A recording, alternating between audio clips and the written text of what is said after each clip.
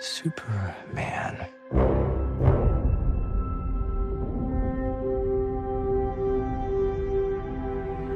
The most powerful being on planet Earth. We finally meet. Now, as planned,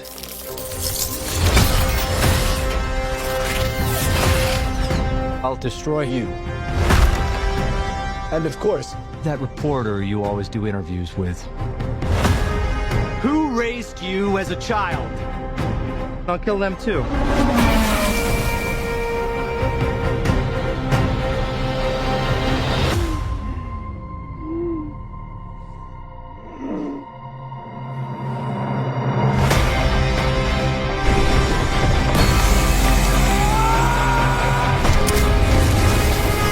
No matter what you do to me, Luther,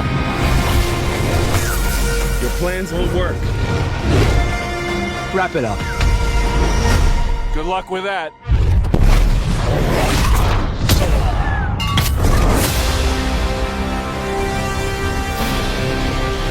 Make a move, Big Blue.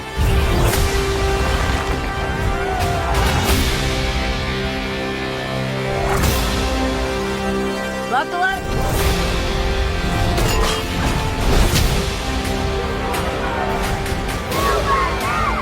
They chose him. Let them die.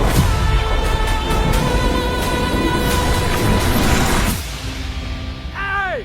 Quit messing around! I'm not messing around. I'm doing important stuff.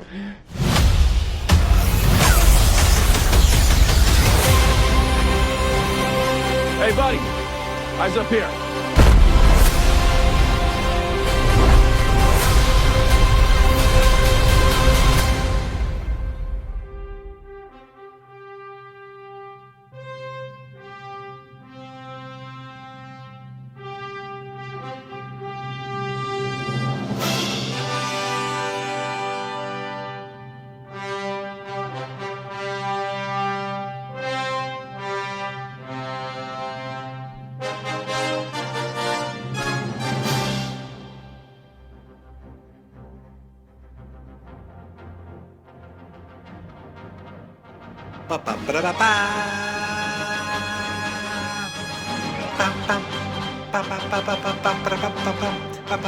Silver Screen Superman. This is Silver Screen Superman. I'll watch every feature that's starring that creature from the planet Krypton, even the one with John Cryer.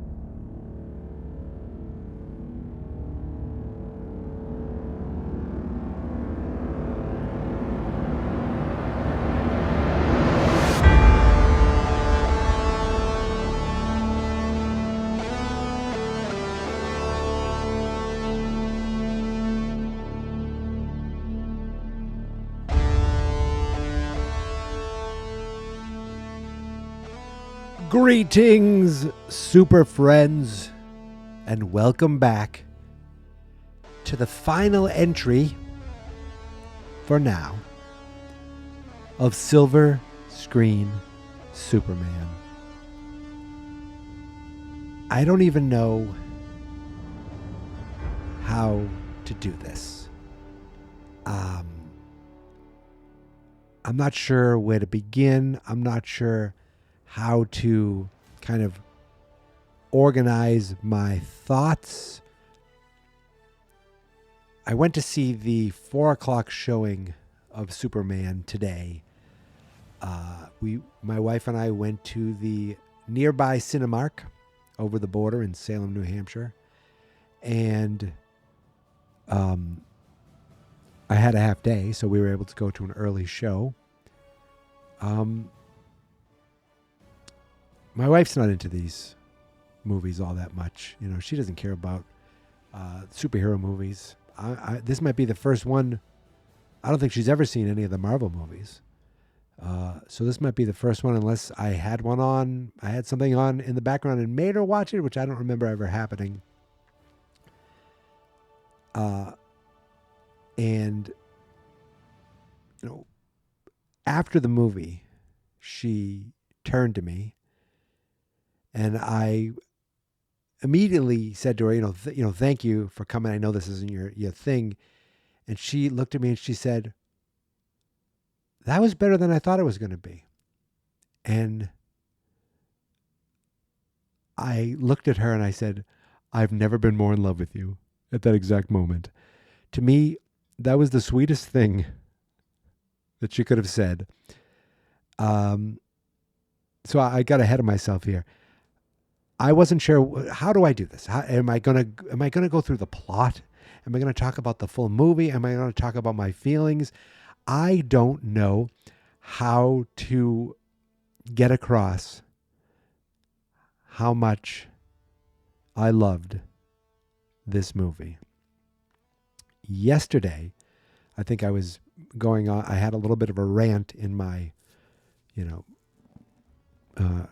Justice League podcast, talking about people complaining or saying like, bring back Henry Cavill. And I went on this rant saying he's not Superman. None of these people are Superman. Superman's the character, and this is just the next person playing it. And now the first thing I want to say is David Cornsweet is Superman. I'm completely doing a 180, completely, turning around my thoughts. And I was like, I just saw Superman. I just watched Superman on film, and David Cornsweet is that Superman. I don't know the last time I've been to a movie where it ended with people applauding. Now, the theater wasn't packed. Again, it's a 4:00 showing. The parking lot was more crowded than I'm used to seeing. There was a good crowd. I think there were more empty seats like up in the front. Like this is a stadium style seating, and it's the Cinemark XD. So it's their version, I guess, of like the AMC IMAX, the big screen. But for the most part, like our area was pretty full, and it ended in applause. I haven't seen that in a long time. I don't know the last time I've seen a movie that ended in applause. Maybe one of the Star Wars, maybe that. But it was, and then while it was like, I wanted to clap, and then people were clapping, and I was like, we're clapping, I'm clapping, we're clapping, I'm enjoying myself. I said to my wife, I go, I bet you loved all the character stuff and the Lois and Clark stuff. And I go, and look, I don't know, this is my thinking. This is my opinion.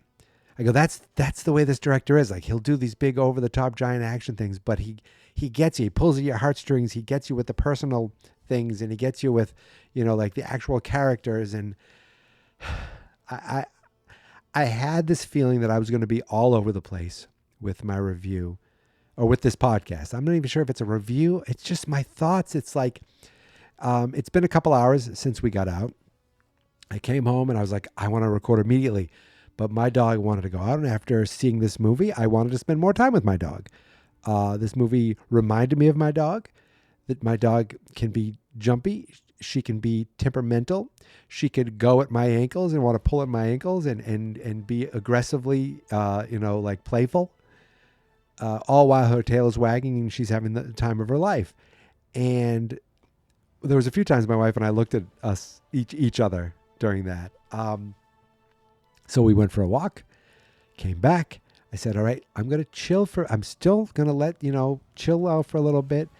I read a chapter of a book outside, nothing to do with Superman. And then I come inside, hit record, and here I am. And it's just, the feeling is still with me. There are moments where I tear up. There are moments where I had like this big dumb look on my face. That you just get like chills. There's just, And even during the movie, I'm like, I wonder if that's going to happen. You know, like I'm enjoying myself. I'm really liking this. I wonder if and then it happens. I'm like, oh yes, I'm getting all the feelings. They figured out a way to do this in such a way. And this is where it's like, you're not seeing it written by someone or directed by someone and written by 6 people, you know. There are 3 credited writers on this movie, and 2 of them are the creators of Superman. That's it. James Gunn wrote this movie, and he directed this movie. This is his vision for Superman, and for the first time, no, you know what? Not for the first time. For the first time in a long time, there was this overly positive Superman is here, and he's just good for goodness sake. You better be, you know, good for goodness sake if you're going to be Superman. And Christopher Reeve had that. And Henry Cavill, I felt like, you know, I shouldn't say that he didn't. I think it was just the idea of the big blue Boy Scout that Superman gets that nickname. This Superman delivered that. This guy, David Cornsweet, who I love in the credits. He is now. I am going to spoil things. That is for sure. So if you haven't watched it, for goodness sake, go away. And I'm glad I didn't look at the full cast or crew on IMDb. And I guess I didn't look at the cast on IMDb at all, because right away, the 4th person listed on this cast list is a spoiler. And I went into this movie not realizing, again, here I am about to spoil things, that Bradley Cooper is Jor-El. I had no idea, and it's not hidden. It's right there. Now, I don't know if it was added today because it wasn't announced, but he's not listed as like uncredited or anything. On the IMDb page, he's right there. 4th face you see, a second human face you see, because we start off with Superman. It gives a real quick synopsis of where we're going with this whole DC Studios thing. It starts off with like a title card, and we're in the Arctic, and it's like 300 years. I think it was 3 centuries ago. The first metahumans arrived, and it was the gods and monsters. And I think that's this whole, didn't James Gunn say that's kind of the beginning of this whole world that he's creating? That it said 30 years ago, you know, he talks about Superman being sent to Earth, Kal-El being sent to Earth from a dying planet. Then it said 3 hours ago, or I forget, it was 3 years ago he announced himself as Superman. So he's been Superman for a couple of years. And 3 minutes ago he lost his first fight, and boom, we're into the fight. And it's right from the trailer that, you know, he's knocked on his butt in the snow, and Krypto comes up. We go back to the Fortress of Solitude, and you know, fighting ensues. Oh, not fighting. Healing ensues, and we meet Alan Tudyk's robot. I'll just say, I don't want. I feel like I'm spoiling things, or I'm doing what I didn't want to do, is just go through the plot bit by bit. But I can't help it. I can't help I don't know where I'm going with this. It's just all my feelings are going to be coming out. See, now I don't even want to do the plot anymore. But the major plot, of course, is the major villain is Lex Luthor. It just is. Now we see these other people. We see the engineer. We see was it Ultraman?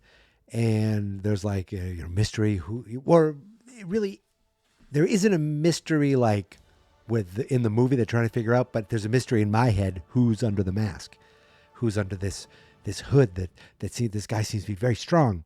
And they are working with Lex Luthor.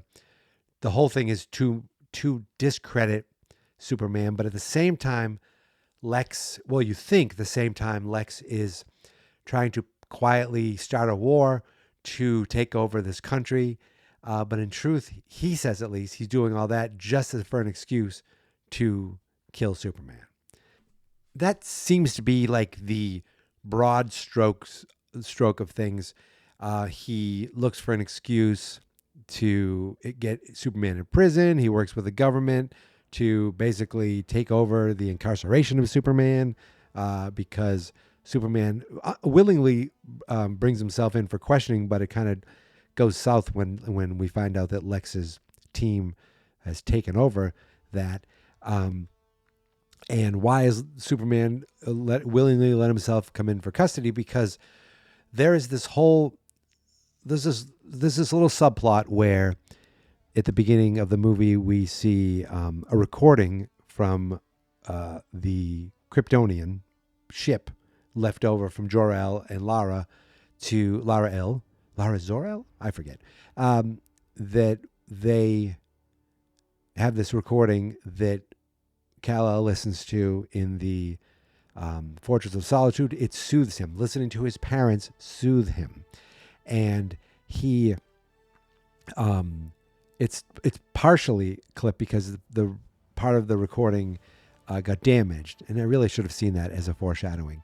And it talks about how they love him, and that he is special, and he is meant for greatness, and they sent him to this planet, for him to live, and he's always loved that because it's like they send me here to do good and be good, and give me a good life.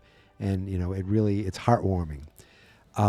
But at one point, Lex gets into the Fortress of Solitude. Now, it's coded to Superman's DNA.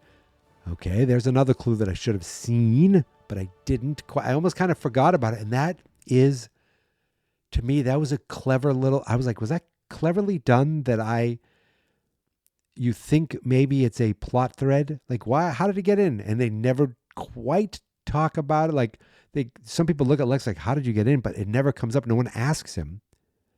So you feel like it gets dropped until it comes up and it means something later.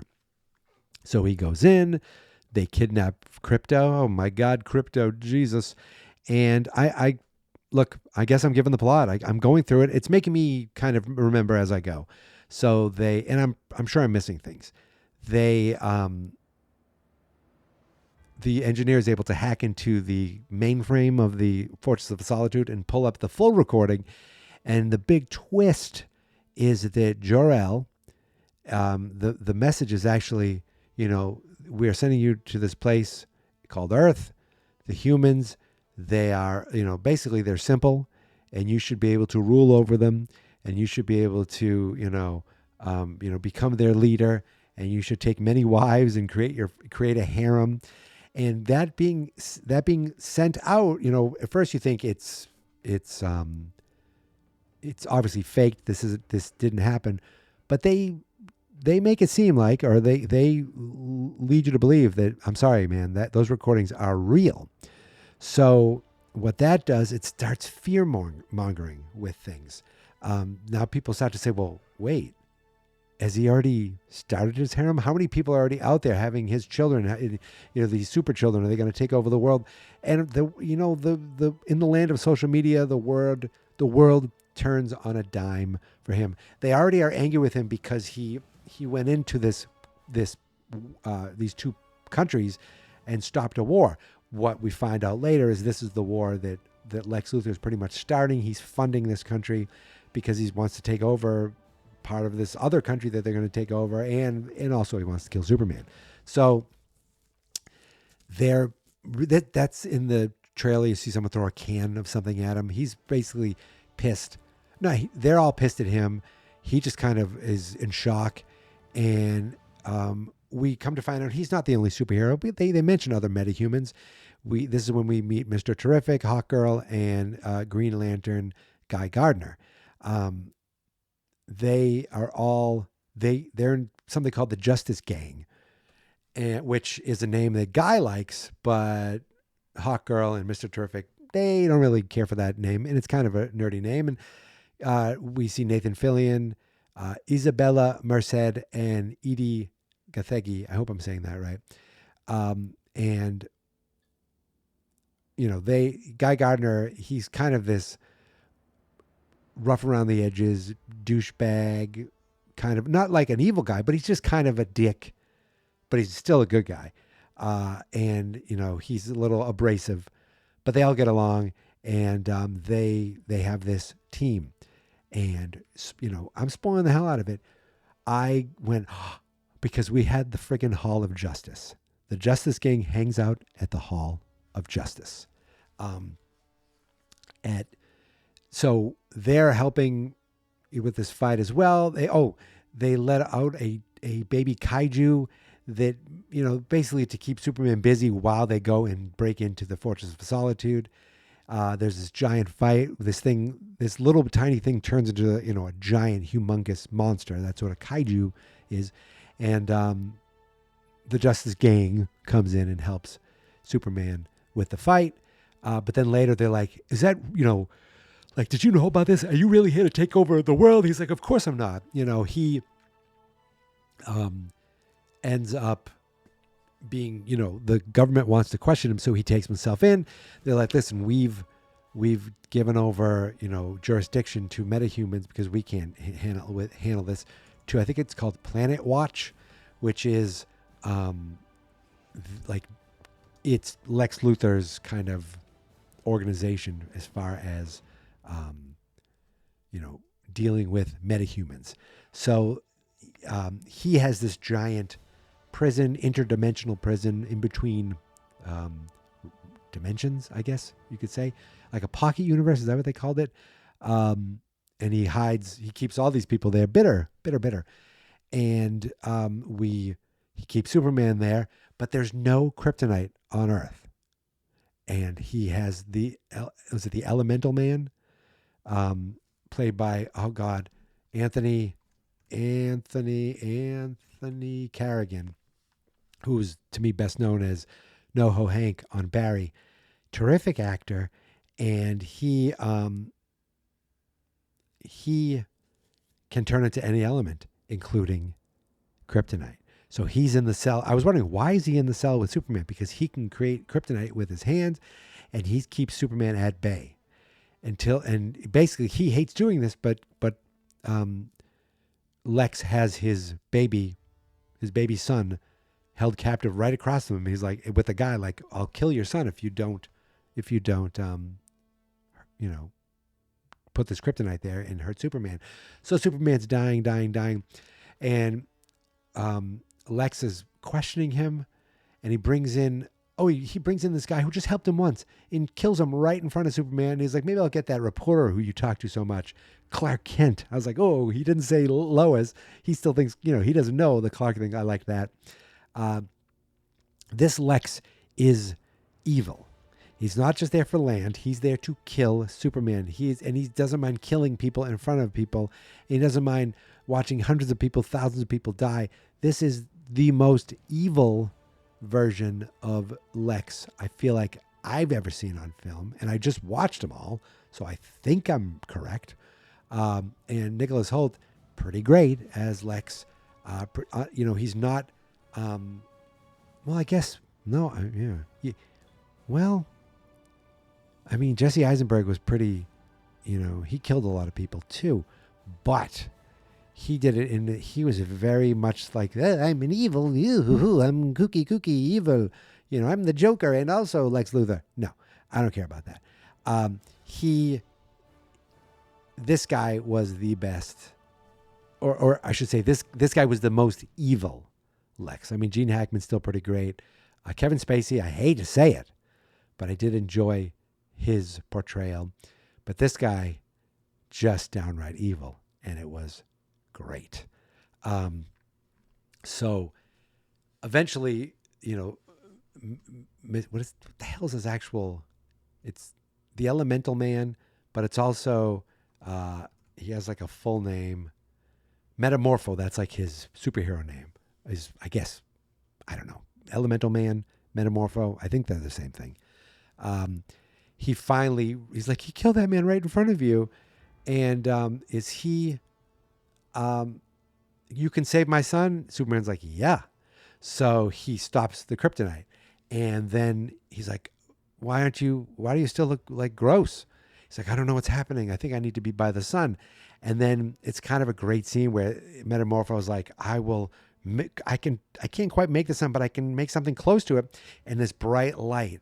And then when it's all done, Superman's fully healed. He punches his way out, smashes the guy up. Then there's this whole chase in this like weird, interdimensional river in the middle of the night. In the interdimensional river. I don't know why I started singing Billy Joel, River of Dreams. And he's got to save this kid the whole time while fighting bad guys. And then Metamorpho comes in, Crypto comes in. It looked like a giant, colorful James Gunn action scene that you've seen in some of his other superhero movies. And all the while I'm like, Superman is still keeping that kid safe. Meanwhile, Mr. Terrific tries to break him out with Lois. They have some scenes together. We got a nice music montage, another James Gunn staple, a scene with music playing and fighting during the music. So Mr. Terrific gets to shine. Here's what I like about how James Gunn did this. And I think I started to say this and I don't think I got the thought out. There are a lot of characters in this, but Superman was still the star. Superman still shined, but I feel like everybody got a chance to shine. Lois, Rachel Brosnahan, got a chance to be a hero and do things. Mr. Terrific got a chance to have really cool moments and be a hero and cool thing and kill and beat up guys. Jimmy Olsen, the dude who played Jimmy Olsen. Zack Snyder made Jimmy Olsen a CIA operative. You know what Jimmy Olsen is? He's a nerdy photographer. That's who Jimmy Olsen is. Mark McClure, Jimmy Olsen. Skylar Gisondo, Jimmy Olsen. And I remember this guy from Santa Clarita Diet. He was hilarious in that show, and he's great. He just plays this awkward Jimmy Olsen perfectly. And we find out that he and Miss Tessmacher had some sort of little relationship. They dated once. Now she becomes his source to help take down Lex. So even she gets a moment to shine and really become a hero. Ma and Pa Kent had great moments. What I love is I'm a big Howard Stern fan, and one of the guys who works for Howard, he's a big horror fan, he was a big time heavy metal drummer in some metal bands. But he's worked for Howard for about 20 years. This guy, Richard Christie, who grew up in Kansas, and he became friendly with James Gunn on some movies at some point years ago. They've been friendly for years. And he actually shot a scene, I think, in this where he was it in this movie? But he got cut out that he was going to just be reacting like a little cameo. But one of the things is that on the Stern Show, Richard's dad, he's a farmer in Kansas, and he would call and leave voice messages. Hey, Richard, this is your dad, and leave these funny messages about farm life. And James Gunn said, Richard, can your parents send me some recordings of them? I want to give them to the actors, Pruitt, Taylor, Vince, and Neva Howell, who are playing Ma and Pa Kent. I want to give them these voices to kind of study the accents. And not only did he do that, and the actors talked about that, but these parents are credited in the final credits. Thank you. The filmmakers would like to thank Pat and Tom Christie. I mean, when I saw that, I pointed it to my wife. I go, that's the guy from Howard. There's his parents. I just thought that was so great. So they even got moments to shine. And everyone in the Justice Gang, Hawk Girl. So there was this president who was corrupt and working with Lex to basically overthrow this other government. And she grabs this guy and brings him out over the city. He goes, "You will not hurt me. You come from the same, you're just like Superman. You know, you're too good to do anything. She's like, I'm not like Superman, and she drops him, and he, you know, to his death. We don't see it, but it gets close. I loved that. I loved that. And I mean, you couldn't love Crypto anymore, right? But there were just little things that made me go, oh, you know. Plus the updated use of the John Williams score worked for me every time. But then there was other music in it that worked for me. There were just moments where Superman is actually punching things, something he didn't do in Superman Returns at all. And then there's moments where he just turns and you see him like strike a pose with the new S shield, the shirt I'm wearing right now, and I was just like, oh. Like it was hitting all the things that I wanted, that I love about Superman. The man who could do anything, but chooses to be good. The man who's the ultimate thing that we find out, or that, you know, he discovers really, is that, because he's like, I don't know who I am. You know, my parents, all these years I thought my parents sent me here, you know, to do good, and they didn't. And Pa Kent's like, it doesn't matter what they thought you were sent here for. It matters what you thought you were sent here for and what you did with it. And it's like, you realize that his idea of wanting to be good didn't, you know, maybe he thought it came from that tape, but it really came from the parents who raised him in Smallville, Kansas. And at the end of the movie, that like he's, you know, back at the Fortress of Solitude, and they're like, he likes, you know, you want to play the recording of your parents. It soothes him. And you think, wait a second, that he did that at the beginning. And you know, he come to find out that his parents really had some sort of ulterior motive. He didn't quite know who they were. And then they play all these recordings of Ma and Pa Kent, how they raised him, and all these different shots. And of course, James Gunn knows how to do that with the music, and it pulls at your heartstrings, and it's just like, oh my God, it's so great. And they were, I don't know if it was this song or in the end credits, there's a band that gets played, the Mighty Crab Joys, and the song is like, "We Are the Mighty Crab Joys," and it's just like such a James Gunn thing to do, where he makes up this fake band called the Mighty Crab Joys. They have a song that he co-wrote, and at the end, that song plays over the credits. The band doesn't exist before this. The song didn't exist before this. The poster is on Clark's wall when he goes back to Kansas, because they get Clark out of the interdimensional, you know, prison, but he still needs time to heal. So Lois takes him back to Smallville. He directs him to Smallville using Mr. Terrific's cool plane, and that's where Clark gets to heal up until he realizes, oh God, I need to get back because of this war. He doesn't actually get to go to the war, because at the same time there's this giant rift because of that interdimensional gate that is now splitting the world, or like part of the world in half. And Lex could care less until it goes to a planet he actually or a country it actually cares about. So this thing is like wreaking havoc at the same, and then all of a sudden a building falls, boom, Superman's back, catches the building, and oh my God, ooh, I'm chills. Then we get the ultimate, who is Ultraman, and you know, there was a fight, the engineer's taken out, she's barely alive. Oh, they fight him, he goes all the way up into like into space, and then crashes down, and they were able to, she could barely survive that crash, and he was able to get all her nanobots out of him.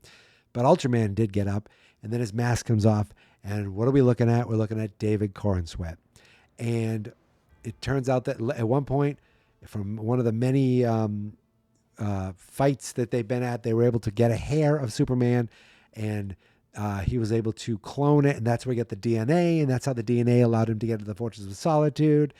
And yeah, I guess you just had to believe that eventually he got a strand of hair. Hey, that's exactly what how they made Nuclear Man.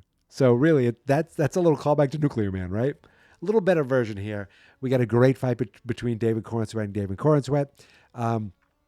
that ends with David Cornsweet winning and David Cornsweet losing. And then Mr. Terrific's like, "What are you doing? You're wasting time." He goes, "I'm doing important things." Oh my God. Then he goes and they beats up Lex. Actually, Crypto takes out Lex Luthor. Really, we do get like I am, he's like, "You're just an alien. You don't belong here." He goes, I'm basically a human being. I'm as human as it gets." He does this little speech about him being a human. He belongs. Go back to the Mighty Crabjoys. At one point, first it's a quick throwaway where him and Lois are, she's like, "We're so different. I'm like a punk rock. I'm into like, I question everything. I'm into punk, music or things like that." He's like, and she goes, he's like, "I like punk music. I like the Mighty Crabjoys." She's like, "Oh, they're lame." He's like, "They're not lame." And then we get this, the poster and then the song at the end. But he says something that stuck with me. She's like, "You think everyone's good and you think everyone's beautiful." He's like, "Maybe that's the new punk rock. Like, being a pessimist isn't punk rock, isn't punk, isn't like a rebellious. It's the norm for so many losers to be negative and be pessimist and to be positive. Maybe that's like what he's saying is that's the outlier, to be just a beacon of good." When he said it in one of the trailers, and he says it here, he's like, "I was doing good." I want that to be like his hashtag, doing good. It's not about, which country I saved people. People were going to die. I was doing good. And he didn't care about which country was backing who was on the right side, who was on the wrong side. These people were going to die, and he stopped that. And I love that. And and I love his message of, being like positive and optimistic might be, the new kind of quote unquote punk rock, but the outlier as far as having that feeling. Because being negative, you could see that everywhere. I love the idea that he doesn't pay attention to social media, but they have like hashtag, was it like super shit or one of them, or super, like all these super dick, I forget, all these things. And to make fun of that even more, to make fun of the trolls even more, we find out that it's because Lex has these monkeys with like these brain things hooked up to their head, typing out on the computer, like basically as like bots of like negative spam bots and troll bots. They're actually monkeys. And that's silly.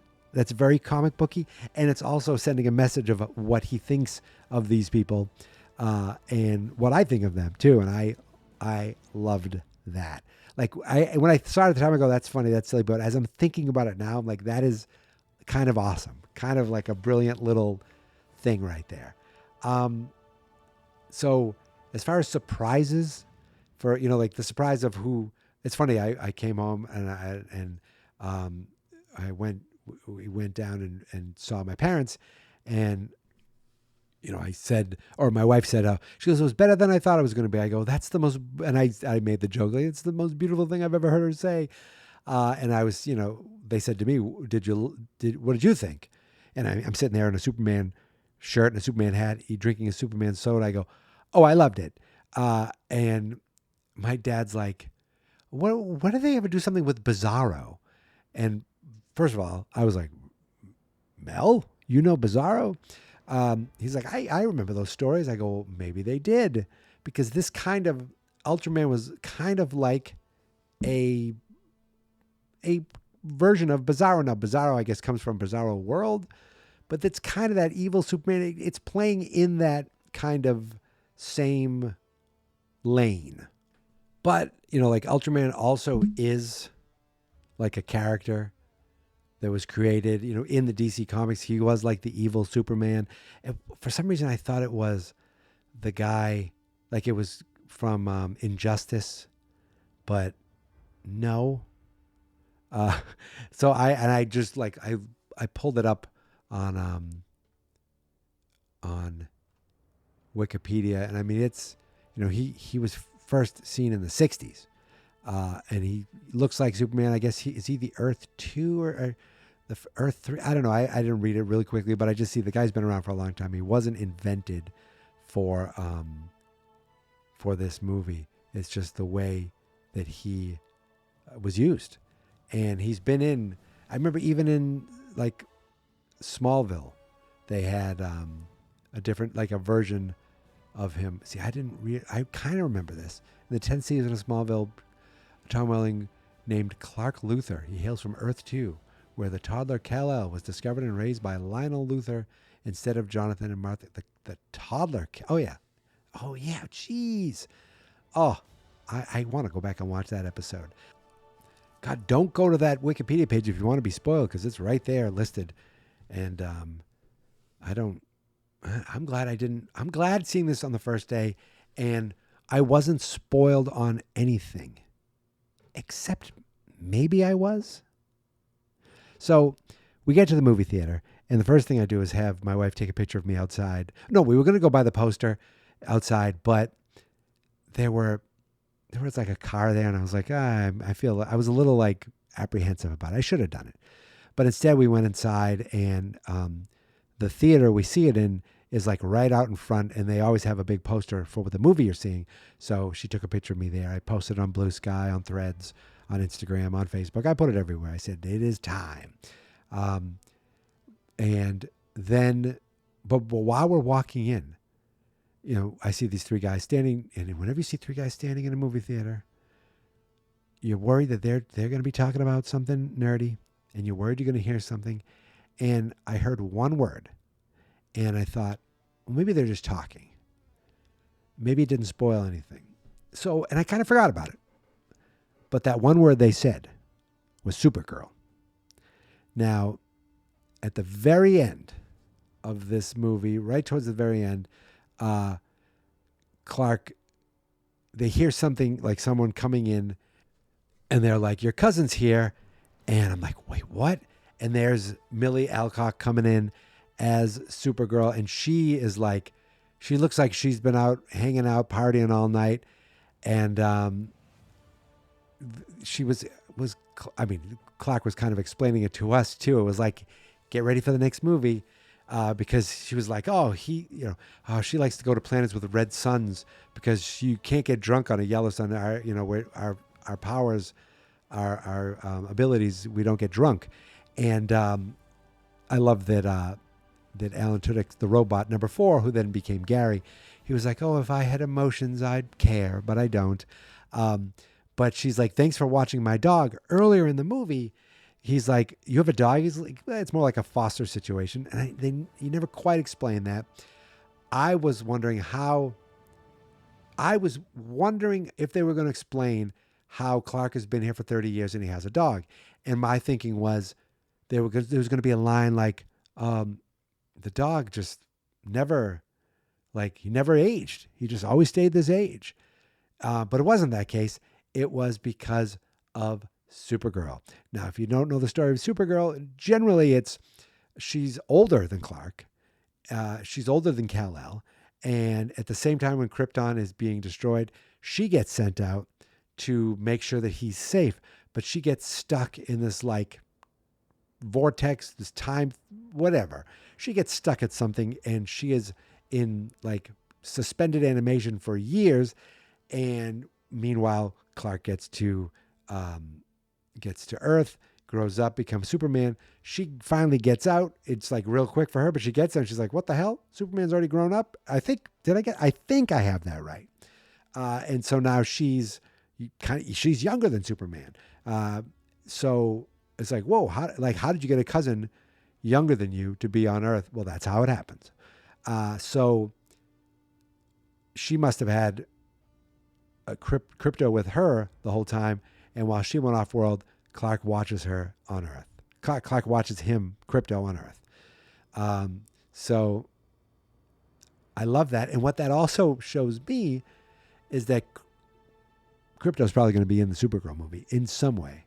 Because she's like, later, bitch. And she could see she's just kind of a much more, she's not the blue scout, the blue Girl Scout that Clark is. She's a little more, I'm enjoying life. And I think we're going to see that. I'm pretty sure that. And what's funny is I'm explaining.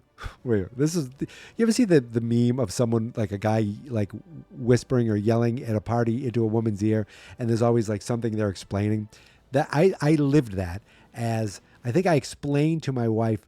Oh, the Supergirl is based on they're saying the movie's going to be based on a Woman of Tomorrow, which I started reading and I need to go back and read.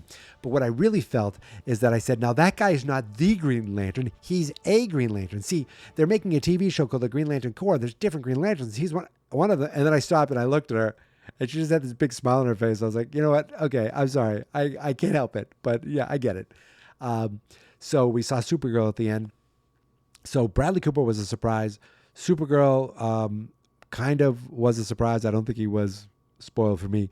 And seeing John Cena was a nice surprise. He was on some talk show, which was hosted by Michael Ian Black, who I think was kind of basically doing like a Tucker Carlson, that douchebag. He was doing like a version of his type of show, where he's questioning everything. And Superman a traitor? And no, Lex Luthor's a traitor. Like how he just moves, he goes with the wind. And they had there was a little commentary about like, at least it wasn't like laid thick on you. It was just presented in a way that's like, yeah, this is how a lot of us see this, like, especially like these pulpy, news commentary, not reporting news, but news commentary programs that'll just take something and, run with it. So I like that. I like seeing Michael Ian Black.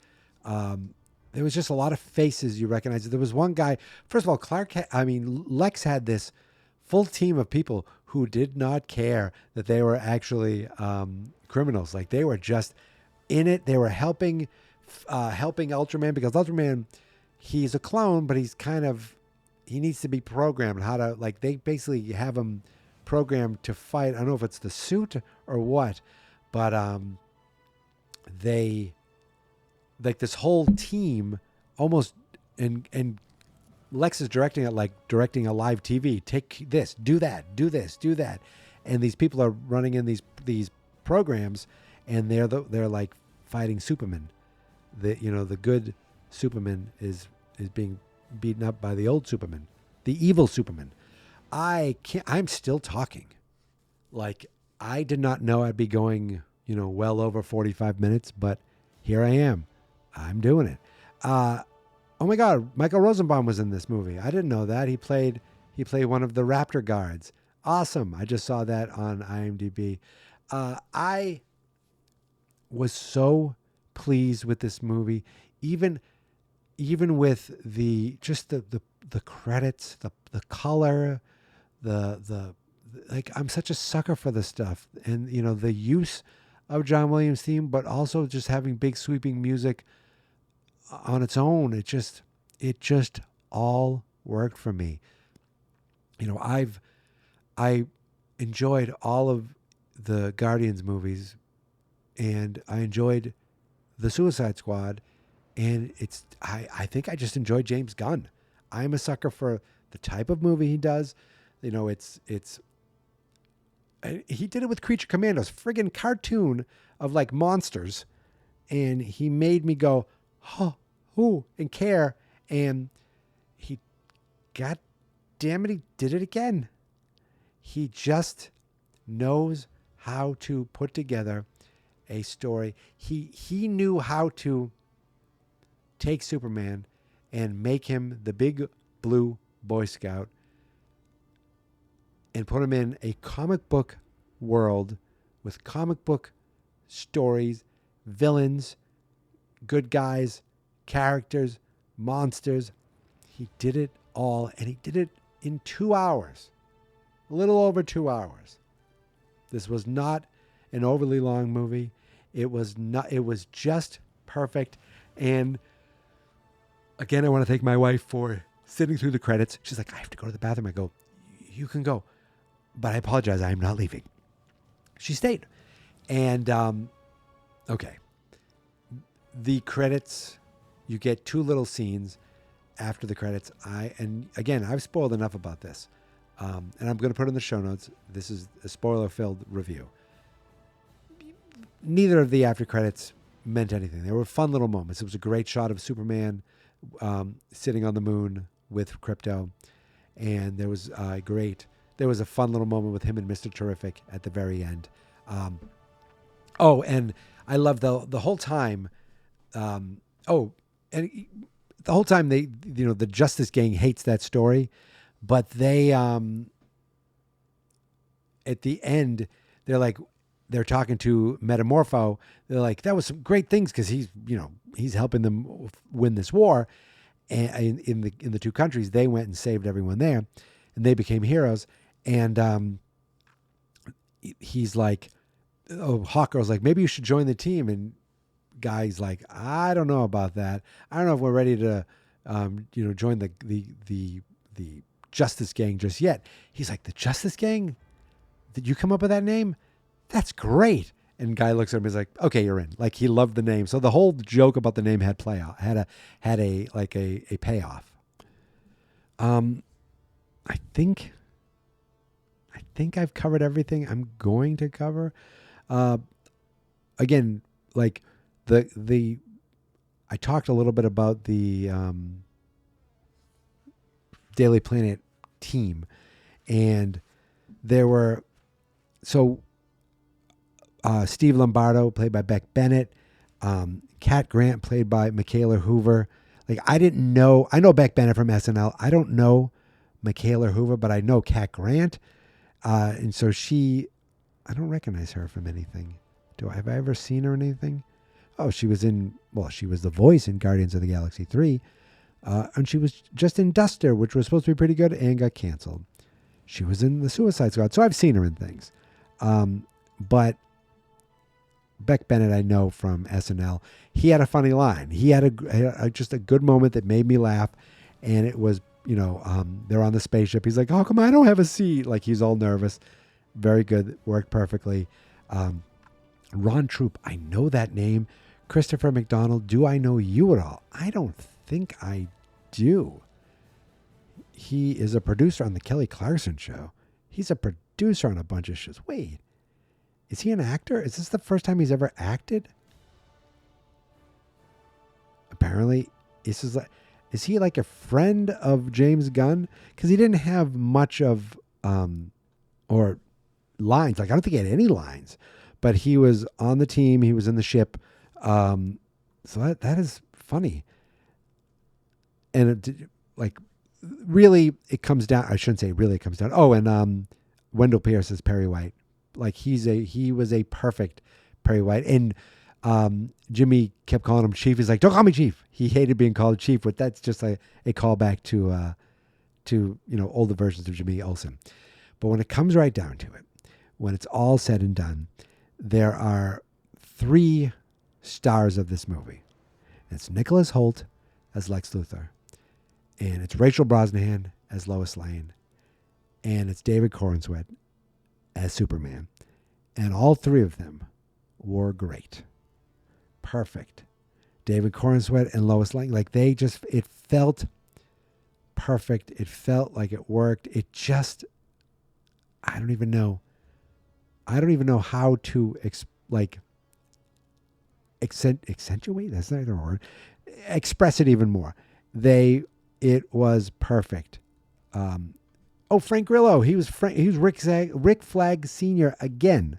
He played the voice of Rick Flag Sr. in the Creature Commandos, and having him back. So that was a nice little, they had that moment. He's going to be in Peacemaker. I think Guy Gardner's going to be in Peacemaker. Oh my God. I just want there to be a second Superman movie now. I texted my brother. He's in Vermont because his son's in some lacrosse tournament. I said, listen, because I know his kids want to see it. I said, are there any movie theaters around there? I can be in Vermont in a few hours. I'm on my way. Let's go see it again. So I want to take my niece and nephew, and I want to see it again. I am on vacation, not this upcoming week, but the following week. If I don't go with them, I'm going myself, and I'm going to see it again. I just am.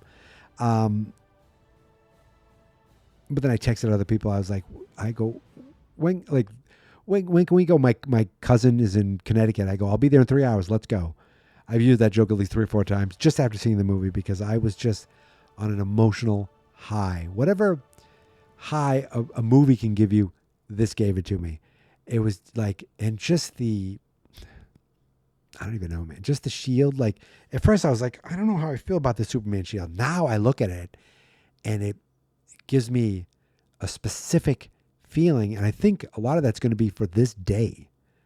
You know, when I looked at the Henry Cavill shield, I think I had a shirt with that shield on it. I did. Maybe I shrunk enough that I got rid of it. But I liked that one, but it was different, but it was like not so different. This one feels like a more different, it's just a different S, but now I see it. And when we first got to the theater, I heard that guy say Supergirl. My wife said, "Where's the bathroom?" We went to the bathroom. As I came out, I'm standing there. Thank God I washed my hands and I dried them almost completely. But this guy comes up and he sees my shirt. He's got the shirt on too. He goes, "Did you see it?" I go, "We're going right now." He goes, "You're going to love it." And he goes and high fives me. And I was like, I want to say, "Dude, I just washed my hand. Don't worry. It's fine." But I think I gave him a dry part of my hand. So hopefully that's fine. So my wife heard that. I go, "Did you hear that?" I go, "He just high fived me." As we're leaving as we get in the theater, I see a father and son wearing the same shirt as me. I see a few people, and they're like one row behind me. But like the way these rows are set up, like there's like, you're not right on top of each other. And it ended, and I go, "Let's do it again." And I think he heard me.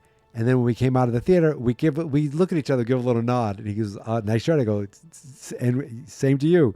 Like, I was texting this group text who none of them care about this except me. I go, "I found my people. Like, the hell with you guys. I found my people, and it's over here." I immediately went on this Discord that I got invited to by all these podcasters, and they're in movie lovers. I posted my picture, and I was like, "I love this." Like, I needed to post it there. I'm a happy guy. I'm happy with how this turned out. And I just hope, I shouldn't say this because who cares? But I wanted to do tremendous at the box office because it's got positive buzz. If it does tremendous at the box office, it just tells me, it gives me the hope of this world expanding and James Gunn giving us more, because we know we're getting more. So I just want people to buy in, and I hope they do, because it's worth buying into. And I'm so glad that other people get to see this character for why I have loved him for so many years. I've rambled on long enough, I think. I am done. I say I'm done. I've talked to you for almost an hour now. I thought I was going to be done about 10 minutes ago, and I kept on yammering.